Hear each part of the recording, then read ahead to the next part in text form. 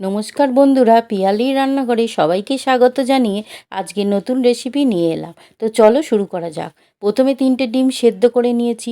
এবার কড়াইয়ে তেল দিয়ে তেল গরম হলে ডিমগুলো হালকা ভেজে নেব। এবার ওই তেলেই সরু করে কেটে রাখা আলু ভাজবো। তাতে স্বাদ মতো নুন দিয়ে ক্যাপসিকাম আর কুচি করে কেটে রাখা লঙ্কা কুচি কিছুটা দিয়ে ভাজবো। তারপর হাফ চামচ হলুদ গুঁড়ো দিয়ে আগে থেকে নুন দিয়ে ভিজিয়ে রাখা সর্ষে বাটা আর হাফ চামচ জিরে গুঁড়ো, 1 চামচ লঙ্কা গুঁড়ো আর 1 বাটি জল দিয়ে ভালো করে মিশিয়ে 4টে কাঁচা লঙ্কা আর কিছুটা ছানা হাতে করে গুঁড়িয়ে দিয়ে দিলাম। আবার ভালো করে নেড়ে জল ফুটে উঠলে ডিমগুলো দিয়ে ঢাকা দেব। 7 মিনিট পর ঢাকা খুলে একটু গরম মশলা ছড়িয়ে দিয়ে নাড়িয়ে নামিয়ে নেব। তারপর নামিয়ে উপর থেকে একটু মিষ্টি চাটনি ছড়িয়ে দিলেই আমাদের ছানা ডিম সুন্দরী রেডি।